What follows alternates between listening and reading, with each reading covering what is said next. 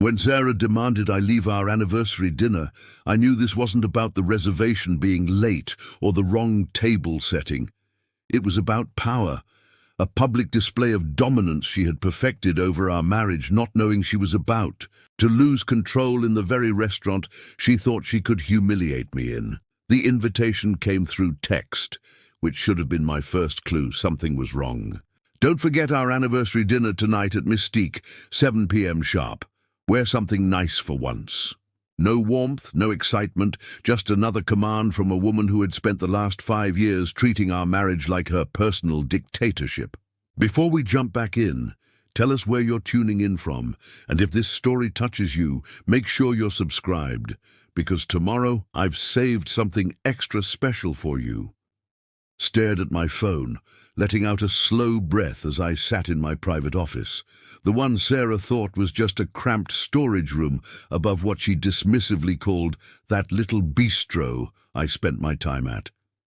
If she only knew that little bistro was the testing ground for what would become Mystique, the most exclusive restaurant in the city, the place where she was about to perform her latest act of public condescension. The text wasn't an invitation to celebrate our anniversary. It was a summons, a chance for her to parade me in front of her socialite friends, the same ones who giggled behind their wine glasses whenever she introduced me as just a restaurant manager. The same ones who never bothered to ask what I actually did, too busy basking in their own self-importance to notice the quiet empire I had built right under their perfectly powdered noses. Sarah had changed since we first met. Back then, she was a junior marketing executive, hungry for success and seemingly supportive of my dreams. But as she climbed her corporate ladder, something shifted. My passion for restaurants became an embarrassment to her. Every promotion she earned added another layer of contempt for what she called my inability to think bigger. The irony was almost poetic. While she boasted about her corner office and company car, I was quietly opening restaurant after restaurant, each more successful than the last. Mystique was my masterpiece, though Sarah didn't know that. She just knew it as the place where her wealthy friends fought for reservations, where the elite waited months for a table. I checked my watch, 6:30 p.m. In 30 minutes, I would walk into my own restaurant as Sarah's underachieving husband. I had played this role before, endured the subtle jabs and not-so-subtle sighs of disappointment. But tonight was different. Tonight was our anniversary, and Sarah had made it clear. She expected me to know my place. "Mr. Harrison," my assistant's voice pulled me from my thoughts, "the special table for tonight has been prepared exactly as you requested." I nodded, straightening my tie in the reflection of the window. "And Sarah's friends?" "All confirmed, sir. 12 guests, just as she arranged without consulting the actual owner." There was a hint of satisfaction in my assistant's voice. She had watched this charade play out for years. I stood up, adjusting my cufflinks, the only pair Sarah hadn't tried to upgrade because she thought they looked too expensive for someone of my position. Little did she know they were a gift from the mayor after I catered his daughter's wedding. "Let's give them a night to remember," I said, heading for the door. "Oh, and Emma, make sure all the staff knows tonight I'm just another guest, until I'm not." The drive to Mystique was quiet, my mind wandering to all the times Sarah had casually dismissed my career. "At least you're passionate about something," she would say at parties, that practiced smile never reaching her eyes. She had mastered the art of making it sound like a compliment, while everyone knew it was anything but. The moment I pulled into Mystique's parking lot, I could already see Sarah's Range Rover parked in the VIP section. Of course, she had arrived early. She always did when she had an audience to perform for. Through the tinted windows of my car, I watched her friends arriving in their luxury vehicles, air-kissing and laughing, each of them wrapped in designer dresses that probably cost more than what they thought I made in a month. I stayed in my car for a moment longer, observing the scene unfold.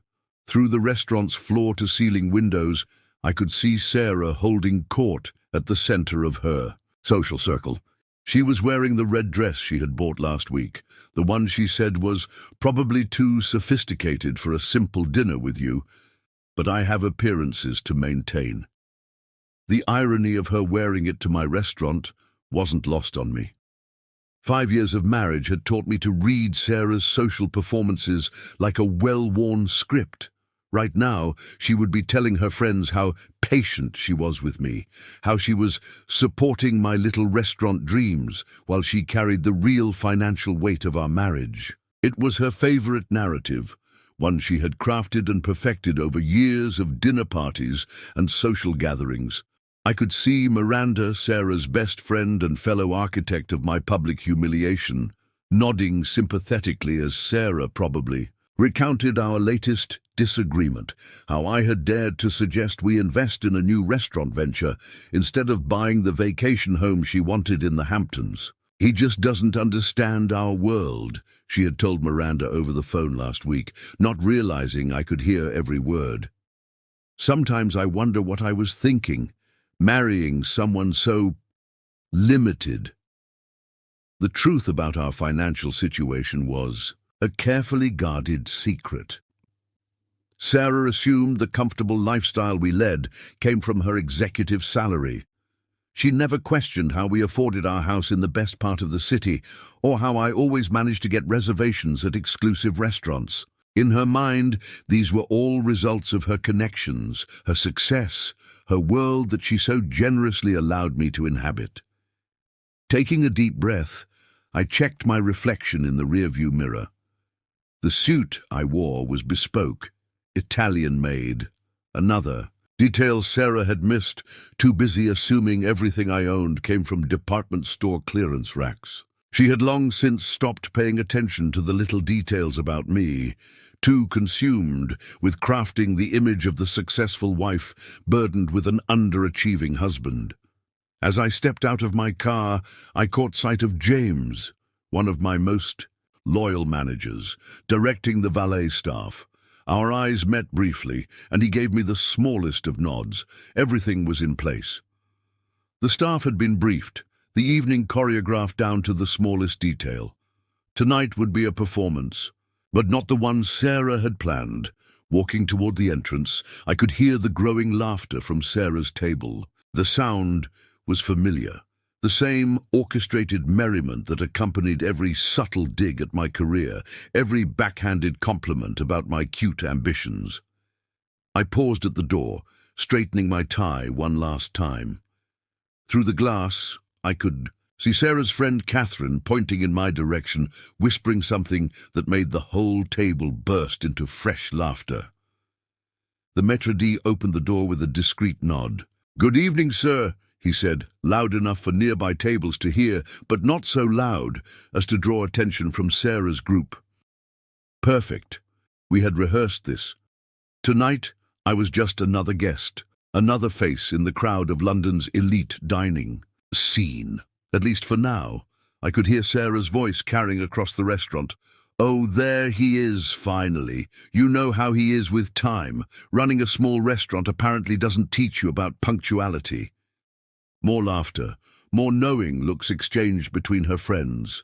I checked my watch, 6:58 p.m. 2 minutes early, actually.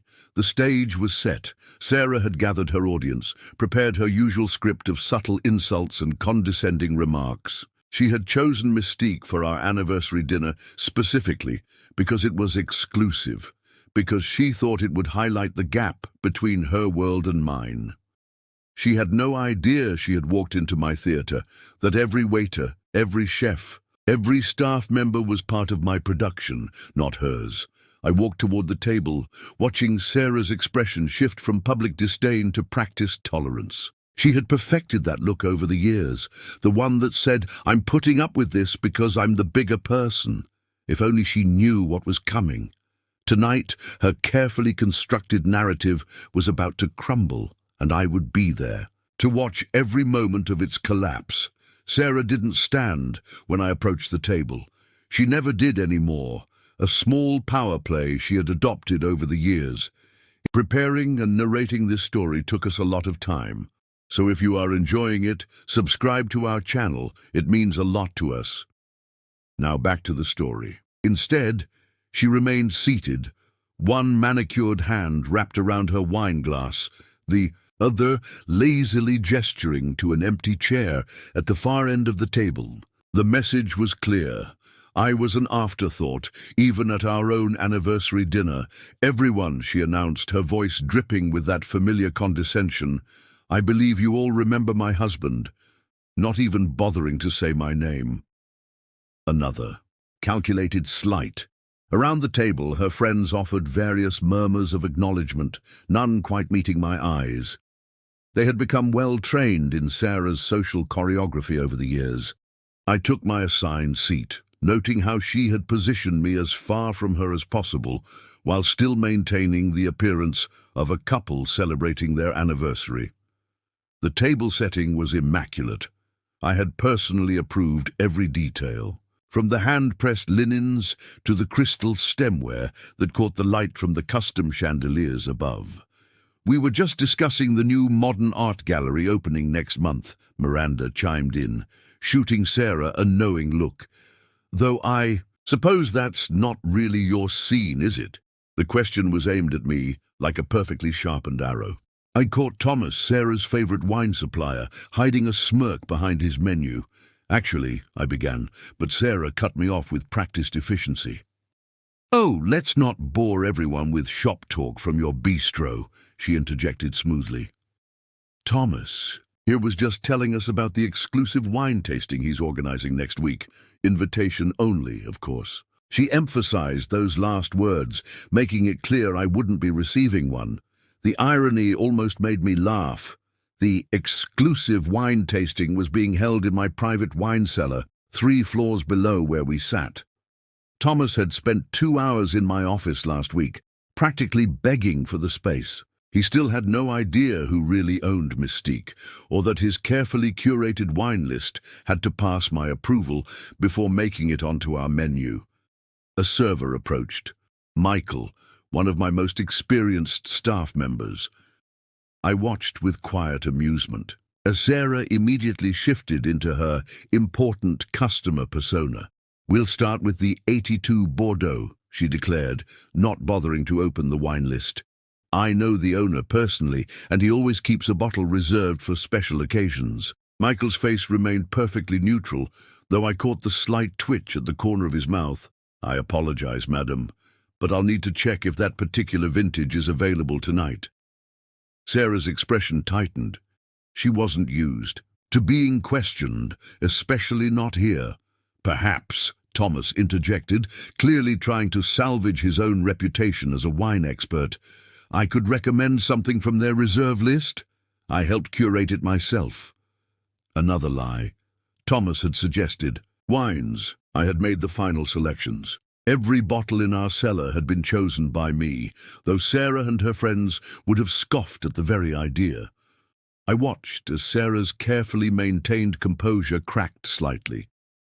This wasn't going according to her script. She was supposed to demonstrate her influence, show her friends how she could command the best service at London's most exclusive restaurant. Instead, she was facing resistance, however polite. I don't understand, she said, her voice taking on that dangerous edge I knew so well. We always get the 82 when we're here. Always. She turned to Miranda for support, who nodded vigorously. It's true, we had it just last month when we celebrated Sarah's promotion. Michael remained unflappable. I apologize for any confusion, but our wine service follows very strict protocols. Perhaps Sir would like to make a selection. He turned to me, and I could feel Sarah's glare burning into the side of my face. This wasn't part of her plan. I wasn't supposed to have any input, especially not about wine. The table had gone quiet, all eyes moving between Sarah and me.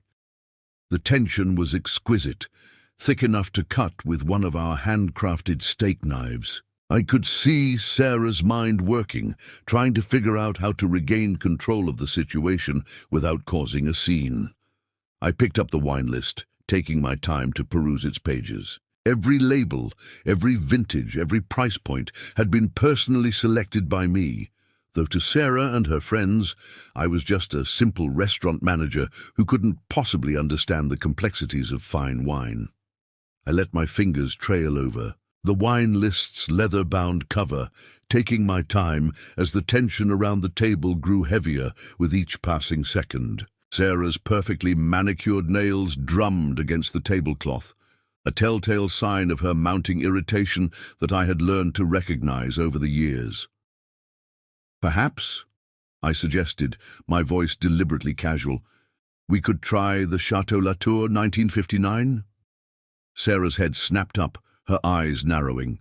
That particular bottle was listed at 4800, and she thought she knew exactly how much I made each month.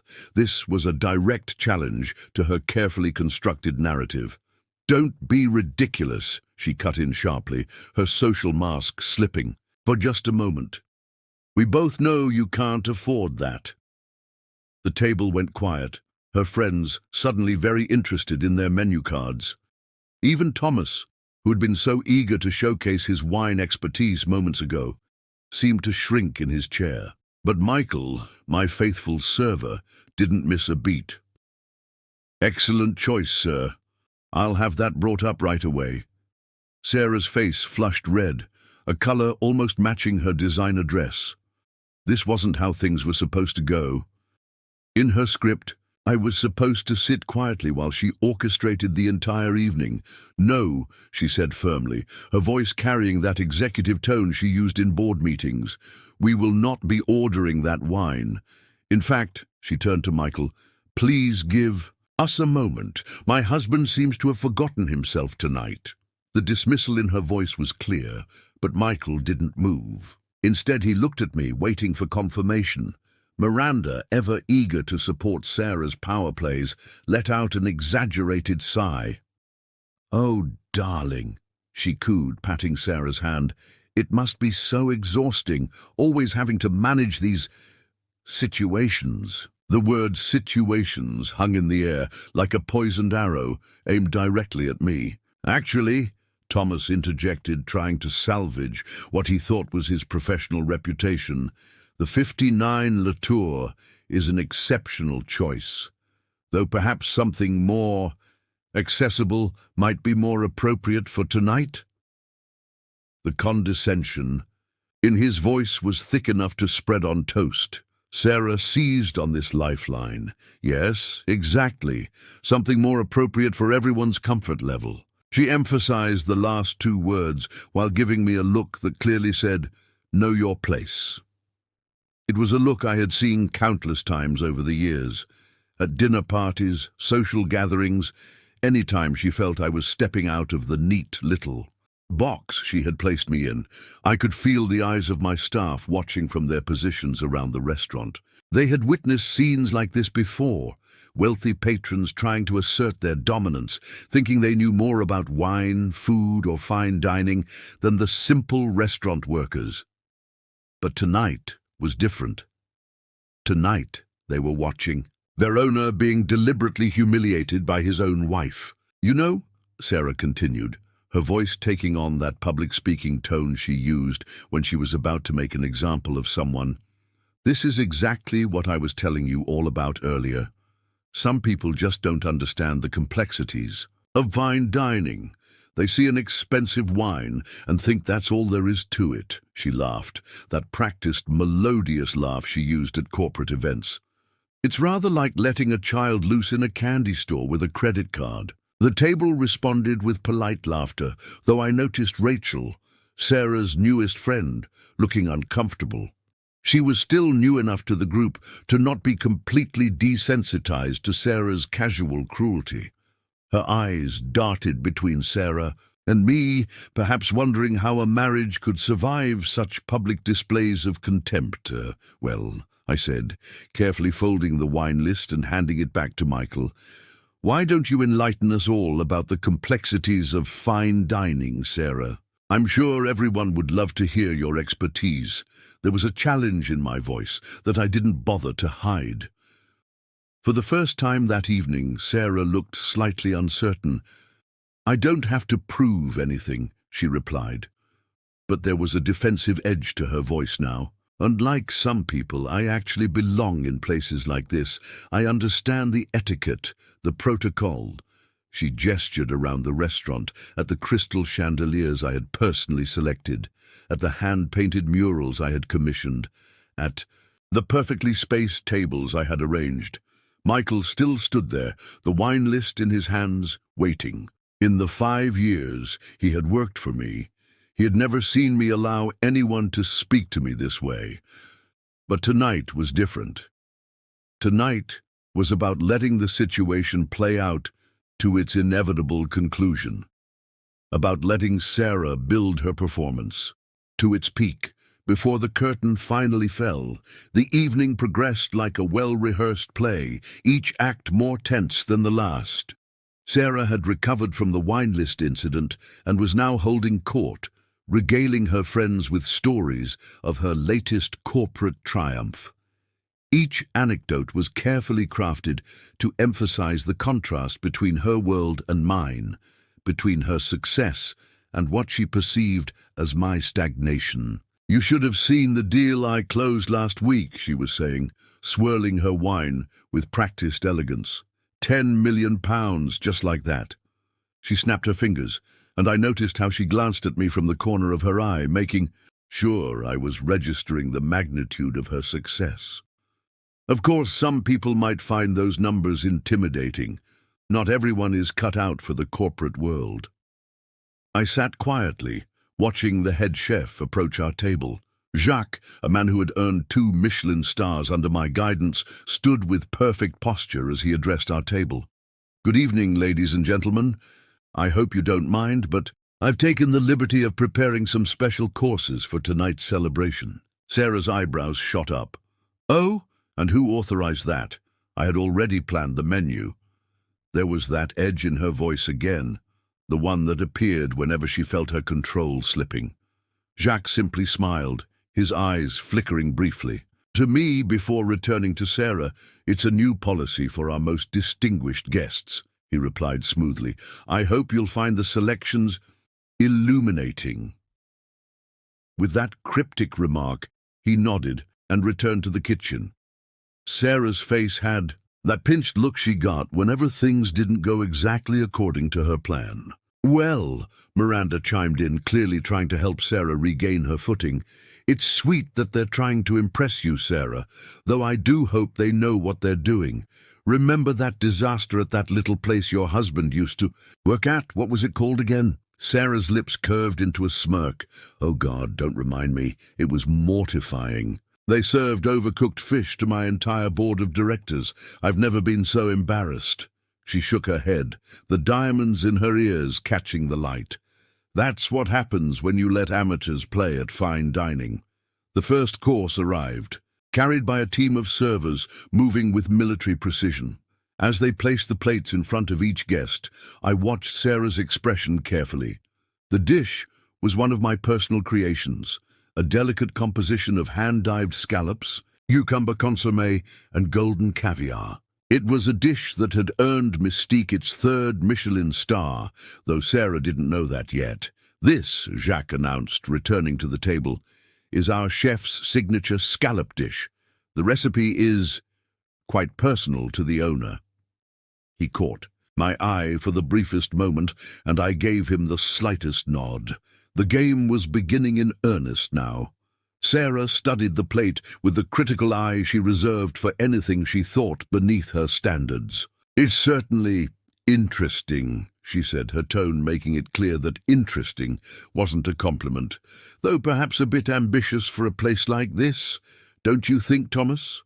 Thomas, who had been photographing his plate with barely concealed enthusiasm, quickly schooled his features into a mask of sophisticated doubt. "Yes, quite. The composition is rather bold." He was lying. He had raved about this very dish in his wine magazine last month, calling it a masterpiece of modern cuisine. I took a bite, savoring the flavors I had spent months perfecting. Around the table, despite their determined skepticism, Sarah's friends couldn't quite hide their appreciation. Even Miranda, who prided herself on being as critical as Sarah, had closed her eyes briefly in obvious pleasure. "You know," Sarah said, her plate away slightly, "this reminds me of that awful dinner at your first restaurant job." She turned to her friends, ready to launch into another story at my expense. "He tried to cook dinner for parents. Oh, can you imagine? It was a complete disaster. Dad still brings it up at family gatherings. The memory she was twisting was from 10 years ago, when I was just starting out. I had indeed cooked for her parents, but it hadn't been a disaster. Her father had actually complimented the meal, until Sarah had convinced him that enjoying simple food would damage his sophisticated image. It was one of the first times I had seen her manipulate reality to fit her narrative, but it certainly hadn't been the last. The turning point came with the third course. Jacques had just finished presenting his signature Wagyu beef dish, a creation that had food critics fighting for reservations, when Sarah decided to truly flex her perceived social muscle. She raised her hand, snapping her fingers at Michael, in a way that made my jaw clench. "Excuse me," she called out, her voice carrying that false sweetness that always preceded her most cutting remarks. "I hate to be a bother, but this isn't quite what I expected from a restaurant of this caliber." She emphasized the last word with a slight smirk, looking around at her friends for support. Michael approached our table with professional grace. "Is something not to your liking, madam? The meat is clearly overcooked," Sarah declared, though I could see her plate was nearly empty, "and I specifically requested the chef prepare it differently. I know the owner personally, you see, and this is not up to his standards." The lie rolled off her tongue with practiced ease. A hushed anticipation fell over the nearby tables. Sarah's voice had been deliberately loud enough to carry, ensuring she had an audience for what she clearly thought would be another display of her social dominance. I watched as she sat straighter, in her chair, preparing to deliver what she thought would be the final blow to my dignity. "Perhaps," she continued, her voice dripping with condescension, "you could ask the owner to come speak with us? I'm sure he'd be interested to know how. His staff is treating his personal friends." She shot me a look that clearly said, "This is how real people handle things." Michael's face remained perfectly composed, but I caught the slight twitch at the corner of his mouth. "Of course, madam. I'll inform the owner immediately." He turned to leave, but Sarah wasn't finished. "And while you're at it," she added, reaching into her purse and pulling out her corporate card, "you can bring the bill. I think we've seen enough of what this place has to offer." She placed the card on the table with a decisive click. "It's rather disappointing, really. I expected better from what's supposed to be London's finest restaurant." Miranda nodded sympathetically. "It's so hard to find truly excellent service these days. Not everyone understands our standards." The rest of the table murmured in agreement, except for Rachel, who was still looking increasingly uncomfortable with the situation. I sat quietly, watching the scene unfold. Sarah had no idea she had just opened the door I'd been waiting for. She thought she was delivering another masterclass in social humiliation, showing her friends how a real power player handled disappointment.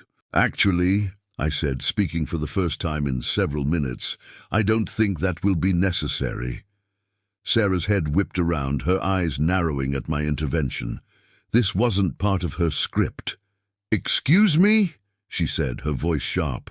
"I don't think this is really your place to—" "The bill," I continued calmly, "won't be necessary because dinner tonight is on the house." The table went quiet. Sarah's face flushed with what I recognized as embarrassment, turning to anger. "Don't be ridiculous," she snapped. "You can't just—" "I can," I replied, my voice level, "and I am." I turned to Michael, who was watching with barely concealed anticipation. "Please inform the kitchen that the owner would like to speak with Mrs. Harrison and her guests." Sarah let out a short, incredulous laugh. "Oh, this should be good. You trying to embarrass me? You don't even know the owner." I stood up slowly, adjusting my cufflinks as I did so. "Actually, Sarah," I said, allowing myself a small smile, "I think it's time we cleared up a few things about ownership." The shift in the air was palpable. Sarah's friends looked between us, sensing that something significant was about to happen. Thomas, who had been examining the wine list again, slowly lowered it, his face showing the first signs of realization. The silence that fell over our section of the restaurant was absolute. Even the ambient noise of clinking glasses and distant conversation seemed to fade away as I remained standing, looking down at Sarah's increasingly confused expression. "Michael," I said, my voice carrying clearly in the hushed atmosphere, "would you mind asking Jacques to join us? And Emma too, if she's not too busy." Sarah's expression shifted from confusion to irritation, clearly thinking I was overstepping by summoning staff members. "What exactly do you think you're doing?" she hissed, her perfectly maintained composure starting to crack. "You can't just order the staff around like you own the place." A few of her friends shifted uncomfortably in their seats, perhaps sensing the change in the air.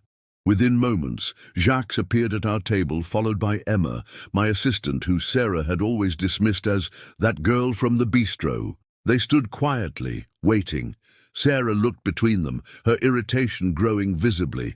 "Well," she demanded, "aren't you going to do something about this? He's clearly making a scene." When neither of them responded, she turned to Thomas for support. "Thomas, you know the owner. Tell them who I am." Thomas, who had been studying my face with growing recognition, cleared his throat awkwardly. "Actually, Sarah, I think I might have been mistaken about some things." "Mistaken?"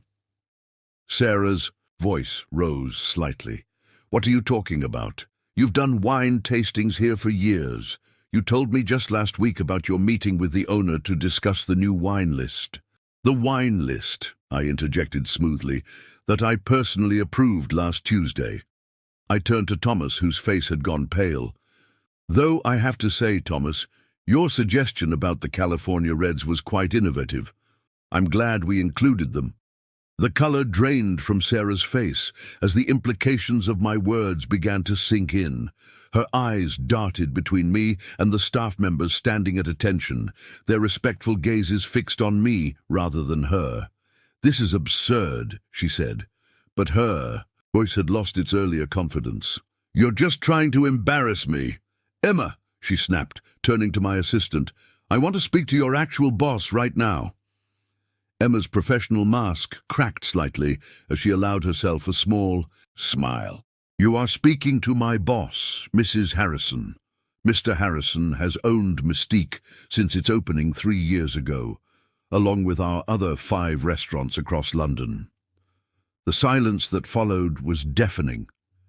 Sarah's friends sat frozen, wine glasses halfway to their lips, as they watched their social hierarchy crumble in real time. Miranda, who had spent countless dinners mocking my career choices, looked like she had swallowed something particularly unpleasant. 5 restaurants?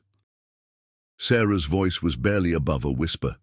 Her eyes darted around the elegant dining room, taking in the crystal chandeliers, the hand-painted murals, the impeccable table settings, all of which I had personally selected. 6, actually, I corrected gently. We acquired the Imperial last month. You remember the Imperial, don't you? Sarah, you told your friends last week that you couldn't get them a reservation because, and I quote, "some people just don't understand the exclusivity of certain establishments." Sarah's hands began to tremble slightly as the full impact of what was happening hit her. Every mocking comment about my career, every dismissive remark about that little bistro, every time she had used my perceived lack of success as social currency among her friends, it all came crashing down around her. But you never said anything," she managed, her voice small. "All these years, you let me think." "Let you think what, Sarah?" I asked, my voice level. That I was beneath you? That I was something to be embarrassed about? Something to mock at your dinner parties? I gestured to the restaurant around us. You never asked. You were too busy trying to prove your superiority to actually see what was right in front of you. The transformation around the table was immediate and profound. Miranda, who moments ago had been eagerly participating in my humiliation, suddenly became intensely interested in straightening her silverware. Thomas was gripping his wine glass so tightly I thought it might shatter, no doubt calculating how many wine deals he had potentially jeopardized with his earlier condescension. Sarah sat completely still, her face a mask of shock and dawning. Horror as years of carefully constructed superiority crumbled around her. Her eyes darted around the restaurant, seeming to see it, really see it, for the first time. Every detail she had praised to her friends, every element she had tried to use to highlight the gap between her world and mine, was actually a reflection of my vision, my success. The private wine cellar, she said suddenly, her voice barely above a whisper. The one you're using for your exclusive tasting next week, Thomas. She turned to him accusingly. You told me you arranged it with the owner. Thomas swallowed hard, his face flushing. I did arrange it with the owner. I just didn't realize. He trailed off, looking at me with a mixture of embarrassment and fear.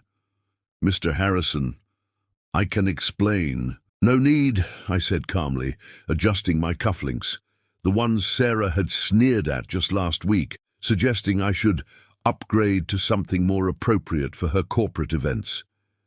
The wine tasting can proceed as planned, though perhaps we should discuss the guest list. I let my eyes sweep across the table meaningfully. Sarah's hands were trembling as she reached for her water glass. Our anniversary party last year, she said, realization continuing to dawn.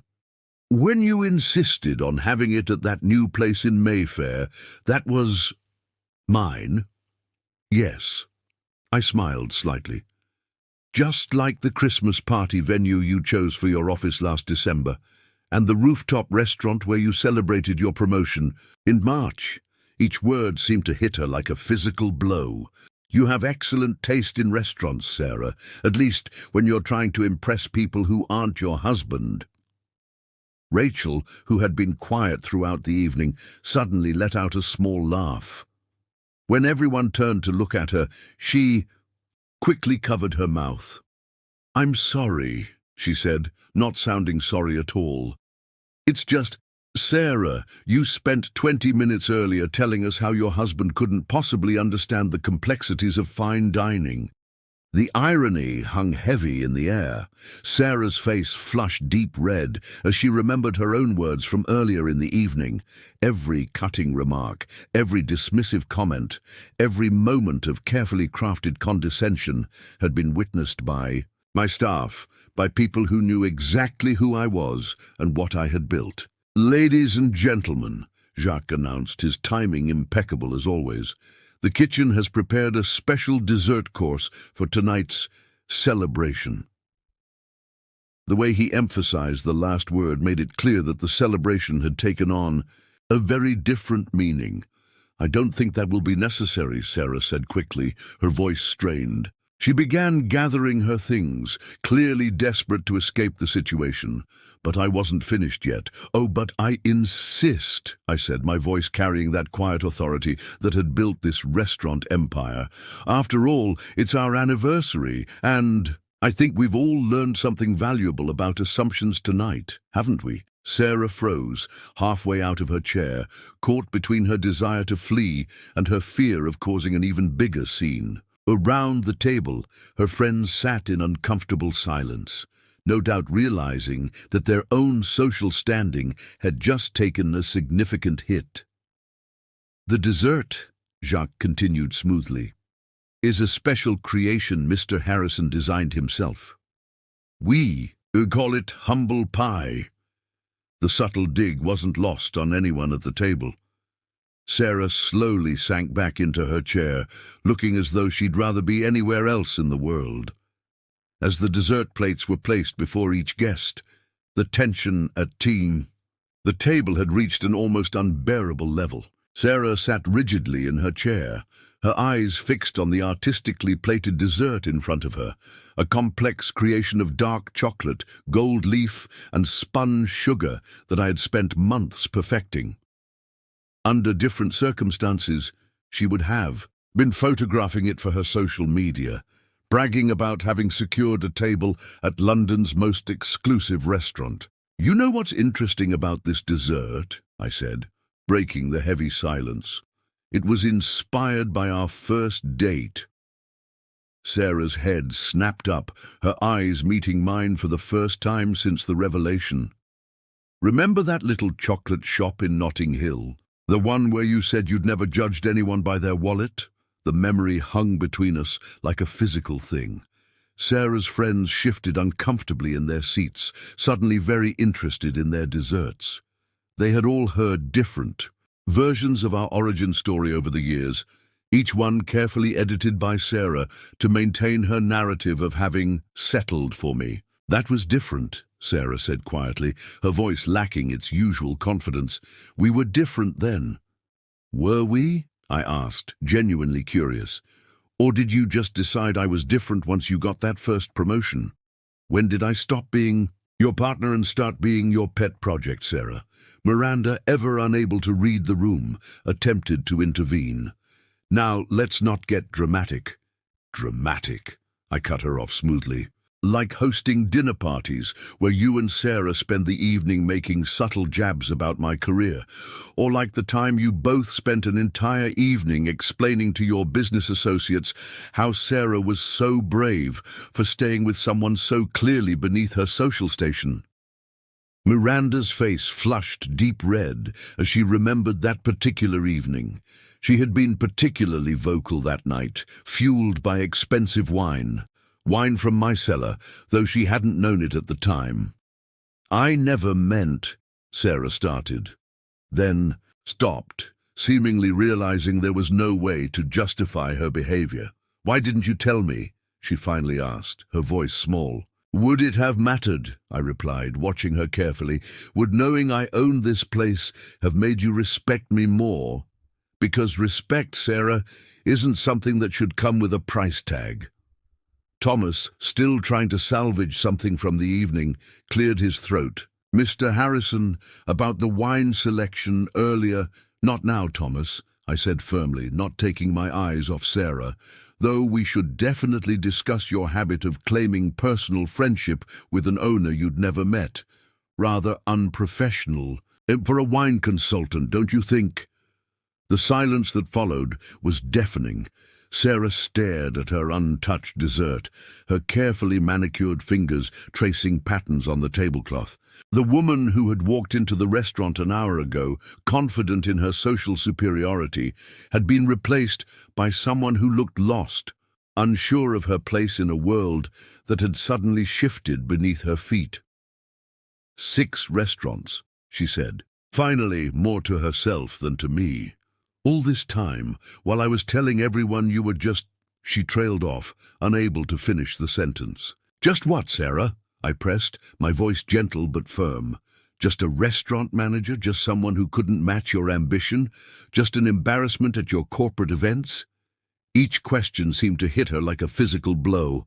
Around the table, her friends had become statues, barely daring to breathe as they watched this private drama unfold in public. Sarah's perfectly applied makeup couldn't hide the tremor in her lips as she struggled to find words. The carefully constructed world she had built, where she was the successful one, the one who had settled in marriage, was shattering around her like fine crystal. "All those times," she said, her voice barely above a whisper.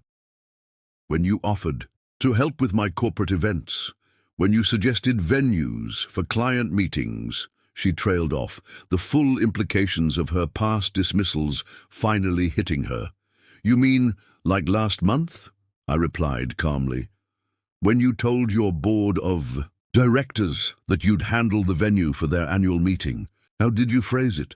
'Don't worry, I have connections at all the best places in London.'" I paused, letting the irony sink in. Tell me, Sarah, how many of those connections were actually just your husband? Miranda, unable to help herself, let out a small gasp. The charity gala last spring, she said, pieces finally falling into place. When none of us could get reservations at the Imperial, but Sarah managed to book the entire rooftop. My rooftop, I corrected gently. Just like the private dining room at the Wellington, where you hosted your daughter's engagement party, Miranda. The one you spent all evening complaining about my lack of sophistication in. Sarah's hand flew to her throat, fingers clutching at her pearl necklace, a nervous habit she'd developed over years of corporate negotiations. I didn't know, she whispered, but the excuse sounded hollow even to her own ears. That's just it, Sarah, I said, leaning forward slightly. You never bothered to know. You were too busy crafting the perfect narrative, the successful executive wife and her charmingly unsuccessful husband. Did it ever occur to you to actually ask about my work, to show even a moment's genuine interest? Rachel, who had been watching the scene unfold with increasing discomfort, suddenly spoke up. The staff, she said, realization dawning. They've known all along, haven't they? Every time we've been here, every time Sarah has... She didn't finish the sentence, but she didn't need to. I nodded slowly. Every waiter, every chef, every sommelier, they've all known exactly who I am. They've watched as their owner was mocked at his own tables, ridiculed in his own restaurants. I turned back to Sarah. How does it feel, knowing that every time you snapped your fingers at the staff, every time you made a show of your supposed importance, you were actually highlighting your own ignorance? The color drained from Sarah's face as she processed this new humiliation. Her eyes darted around the restaurant, taking in the staff who were now watching openly, no longer pretending not to notice the drama unfolding at our table. I can't, she started, then stopped, swallowing hard. I need to leave.